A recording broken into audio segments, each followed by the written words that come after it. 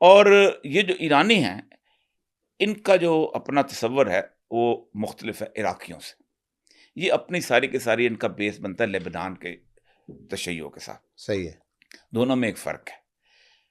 जो इराक का शिया है, वो कहता है कि एक अरसे के बाद जब वक़्त आएगा, तो आखिरुज़्ज़मान जो है इमाम मेहदी वो तशरीफ़ लाएँगे, तो वो आके जो चाहेंगे वो करेंगे, तो हमें उस वक़्त तक मामला आराम। हुँ, इसीलिए वहाँ जुमा नहीं पढ़ाया जाता, क्योंकि जुमा जो है वो कहते हैं एक इज्तिमाई नमाज़ है और वो जुमा सिर्फ़ और सिर्फ़ इमाम मेहदी पढ़ाएँगे।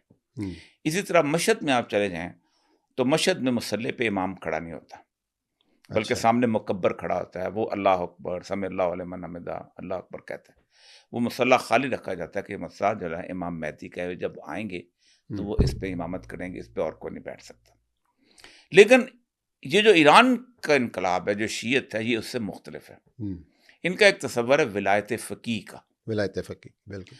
और वे कहते हैं कि जब तक इमाम मेहदी नहीं आता, हमारी ज़िम्मेदारियाँ, वो जो मर्जे है, हुँ, उसकी ज़िम्मेदारियाँ ख़त्म नहीं होती, और वो मर्जे जो है, वो इमाम मेहदी के आने की राह हमवार करेगा।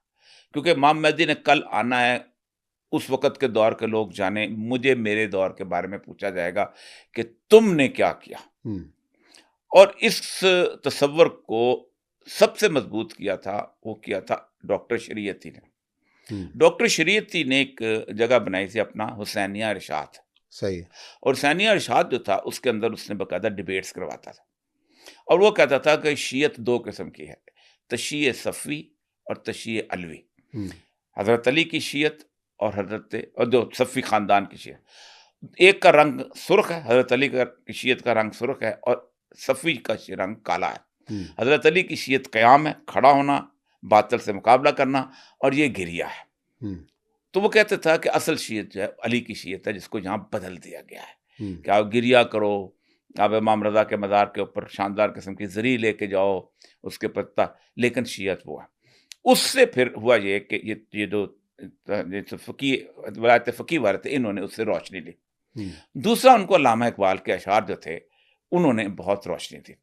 इसीलिए आयतुल्लाह ख़ामेनी जो हैं, इनको मैं खुद ज़ाती तौर पे 2 एक दफ़ा मिला, एक दफ़ा मैं उनकी, जब मैं वहाँ ईरान में प्रोग्राम कर रहा किस था, सन में आपकी मुलाकात मैं हुई उनसे? 2007 की बात कर रहा हूँ। 2007 में। अभी वहाँ वो हंगामे नहीं शुरू हुए थे, जो आज़ाद ख़याली वाले। हुँ, तो 2007 में वहाँ अल्लामा इक़बाल के ऊपर मैं प्रोग्राम कर रहा था टीवी के। अच्छा। तो जो ईरानी टीवी पे ईरानी टीवी आप पे इनामा इकबाल के प्रोग्राम प्रोग्राम कर रहे हैं। करते थे। और उस वक़्त आप किस हैसियत में वहाँ पे तैनात थे? मैं वहाँ कौन-सा पर था, इदारा था? ईसीओ है, एक 10 मुल्कों की ऑर्गेनाइज़ेशन है, जी। उसका मैं डिप्टी सेक्रेटरी जनरल भी था, और उनका जो कल्चर सेंटर है, उसका मैं एग्ज़ीक्यूटिव डायरेक्टर था। हुँ, मुअस्ससा उसको कहते हैं, उसका मैं डायरेक्टर जनरल था। लेकिन मैं चूँकि वहाँ पर था, तो मुझे मेरा जो बॉस एक ईरानी था, वो डॉक्टर रजबी, वो हुँ। उनका वज़ीर रहा, तो उसने मुझे परमिशन दी हुई थी, जब तक तुम यहाँ टीवी पे जो मर्ज़ी बोलो। अच्छा, तो मुझे फुल परमिशन थी, मैं वहाँ बैठ के बोलता था। पाबंदी तो नहीं लगी आप पर वहाँ नहीं, वहाँ पाबंदी पे? लगी थी, लेकिन वहाँ ये था कि मैं वहाँ पर हुआ था, प्रेस टीवी बना था। जी, तो नया-नया प्रेस प्रेस। टीवी मैं पहला उसका, क्योंकि प्रेस टीवी के बारे में मैंने ईरानियों से कहता था कि तुम हर ज़ुबान में तुम्हारा है, जिस अमेरिका को गाली देते हो अंग्रेज़ी में, तुम्हारा टीवी क्यों नहीं? हुँ, उन्होंने बनाया। अब चूँकि मैंने उनको ये आइडिया दिया हुआ था, तो वो कहते हैं पहला तुम होगे। और जिस दिन वो उनके करंट शो था फोर कॉर्नर्स, उसमें तो उस दिन हमारे यहाँ जामिया हफ्सा हो रहा था। अच्छा। तो we were the last person जो ने टीवी, जिसने अब्दुल रशीद गाज़ी को लाइन पे लिया था, फिर उसकी बैटरी डैम हो गई। हुँ, तो पहला दिन था प्रेस टीवी का, पूरी दुनिया खोल के बैठी हुई थी। इधर से मुशर्रफ भी खोल के बैठा हुआ था। हुँ। तो उसने 1 बजे सफ़ीर को फ़ोन किया कि उसको वापस भेजो। तो मैं वहाँ से तो डिपोर्ट हुआ था। पाबंदी तो लग गई ना और ये तो साहब। उधर इधर आके वापस बुला के लगाई थी, वहाँ नहीं लगी थी। अच्छा। तो उस वक़्त था उनसे मेरी जो होता उस प्रोग्राम, उन्होंने जो उनके कुम से 2 लोगों को लाया था, जो मुझे इंटरव्यू करते थे, हुँ, और मैं उसके साथ। तो आयतुल्लाह ख़ामेनी की एक किताब है, मशरिक़ का दरख़्शंदा सितारा, अच्छा। वो अल्लामा इक़बाल के ऊपर है। तो वहाँ गुफ्तगू करते-करते इक़बाल के बारे में अयतुल्लाह ख़ामेनी ने कहा कि इक़बाल उन लोगों में से है कि जिन्होंने ईरान का मुहावरा बदला है। हुँ, उन्होंने कहा कि ईरान में सारी ज़िंदगी ईरानी कहते थे, ज़माना बातों न सादत तो बा ज़माना बसास, कि ज़माना जो है अगर तेरे साथ नहीं चलता, तू बना-बनू के रह, हुँ। थोड़ा-सा ढीला-मट्ठा हो जा। इक़बाल ने कहा नहीं, ज़माना बातों न सादत तो बा ज़माना सतीस, ज़माना तेरे साथ बना के ना, तू जंग कर उससे। तो कहता है फिर वो जंग वाली कैफ़ी, इसीलिए जब शुरू में जुलूस 1978 के अप्रैल 9 अप्रैल को शाह ईरान की तकरीर है। हुँ, और शाह ईरान की तकरीर थी, उसके बारे में कहते हैं 18 उसको इंटेलिजेंस एजेंसी थी दुनिया के, उन्होंने रिपोर्ट दी कि Iran has not yet ripen to this level of revolution. सही। यहाँ रेवोल्यूशन नहीं आ सकता, बहुत बड़ी मिडिल क्लास है यहाँ आ गई है, रोज़ पब्बों में जाते हैं, डांस होते हैं, फलां ये होता है, बहुत बड़ी मिडिल क्लास आ गई है, तो यहाँ नहीं आ सकता। तो शाह ईरान ने तकरीर की थी, उसने कहा मेरे पास 7 लाख फ़ौज है, मैंने जमहूरियत नाफिज कर दी है, अमीर अब्बास हवैदा जो है वो वज़ीर-ए-आज़म है, और मैंने वाइट रेवोल्यूशन के तहत किसानों को ये दिया है। तो जिस वक़्त वो तकरीर कर रहा था, तो 100 लोगों का, लड़कों का तेहरान यूनिवर्सिटी से जुलूस निकल रहा था, और वो 9 महीने के बाद टॉपल हो गया। तो उस वक़्त ये तीनों पार्टियां साथ मिल के ना इनके साथ चल रही थी। आखिर में आयतुल्लाह ख़ुमैनी कोई 2-3 महीने पहले वो सामने आए हैं, वरना इकबाल की ये नज़म होती थी, मीर असद मर्दे कि ज़ंजीरे ग़ुलामा बिशकनत। वो बंदा आ गया है कि जो ग़ुलामों की ज़ंजीरें तोड़ेगा। दीदाम अज़रूज़ ने दीवारे ज़ंदान शुमा, मैं उसको तुम्हारी जेल खाने के रोशनदान के अंदर से झांकते हुए देख रहा हूँ। तो ये अच्छा। उनका बड़ा मशहूर शेर था, जिसको फिर आयतुल्लाह ख़ुमैनी की जब तकरीरें आई तो उसके साथ मिला के वो सुनते थे। और फिर उसके बाद आपको पता है वो जैसे उनकी आमद हुई, लेकिन उसके बाद इनकलाब को कंसोलिडेट करना सबसे मुश्किल काम होता है। इनकलाब आ जाता है, लेकिन उसको आगे लेके कंट्रोल जाना, करना, कंट्रोल। उसको कायम आप रखना। देखें चीन के अंदर माओ ज़ेडुंग इनकलाब ले आया था, लेकिन उसको फिर 8 साल कल्चरल रेवोल्यूशन लाना पड़ा, कुछ 3 करोड़ बंदा मारना पड़ा।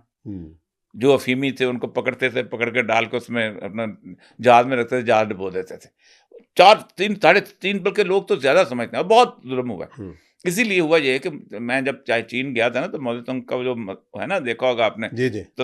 तो वहाँ चाहे उसको टोपी माओ ज़ेडुंग की जो हम कभी लगाया करते थे, वो कोई खरीदता ही नहीं था चीनी। तो मैंने से पूछा, यहाँ चीनी कोई नहीं, कहता ये तुम बाहर आने वाले खरीदते हो, हम कोई नहीं खरीदते इसको, हमारे लिए वो।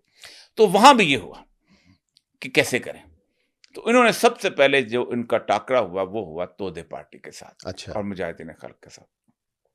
पहले तो उन्होंने 32,000 बंदा जो था, जो फौज के अंदर था, जो ब्यूरोक्रेसी के अंदर था, बाकी वो सबको उनको मार दिया। आपको याद होगा आयतुल्लाह खलखाली होता था जी। वो सुबह सवेरे 15-16 बंदों का नाश्ता करता था। आज इतने जर्नैल मार दिए, या जितने सेक्रेटरी मार दिए, या जितने ये कर दिए, तो 32,000 बंदे वो खत्म कर दिए, अपनी ब्यूरोक्रेसी लेके आ गए। सही। वहाँ कोई पब्लिक सर्विस कमीशन नहीं है।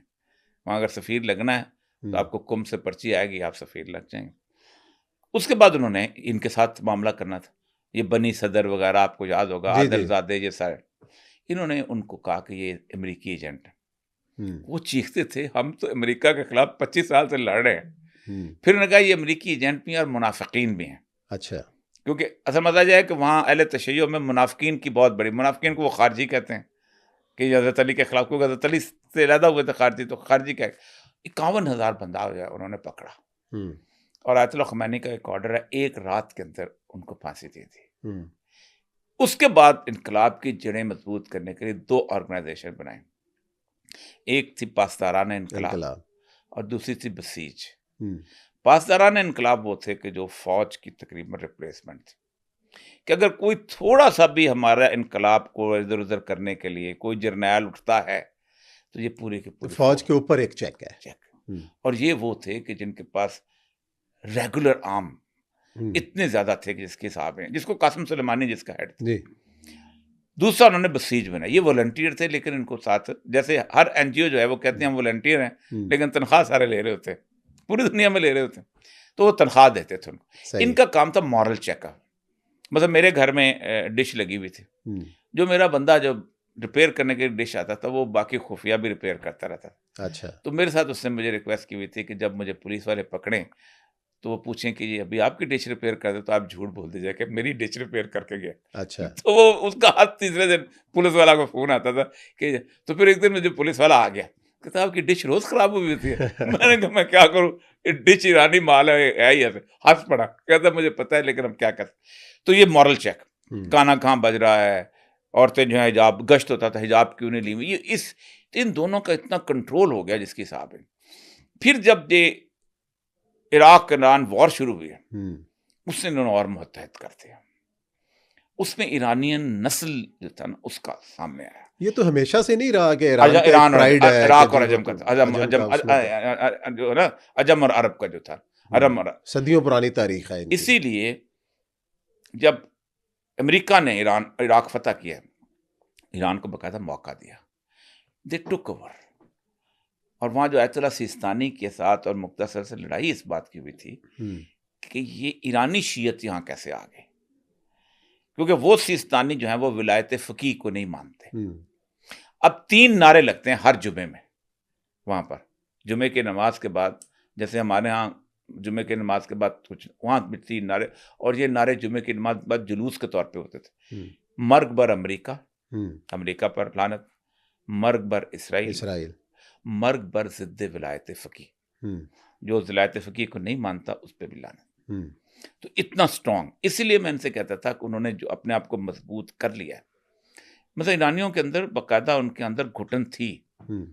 मैं उनसे पूछता था कि ये सूरत घुटन थी तो इस्लाह पसंद सामने आए, वो मुख्तलिफ अली रफसंजानी हमें याद है, अली रफसंजानी से पहले खातमी अहमदी नजाद तो उनका अपना था, इनका मौलवियों का नुमाइंदा था, लेकिन बाद में थोड़ा सा उनके खिलाफ भी अभी बेचारा इसी इनका अहमदी नजाद को लेके आए थे। कालीबाफ था एक वहां पर मेयर, उसको उठा रहे थे, और वो मैं खातमी साहब से मिला भी हूँ ना, जो पहले सदर थे, जो असल नुमाइंदा थे इसके इस्लाह पसंदों के नुमाइंदा थे, मैं उनसे मिला। लेकिन वो भी इस्लाह पसंदी उतनी होती थी कि जितनी इजाज़त दी जाए।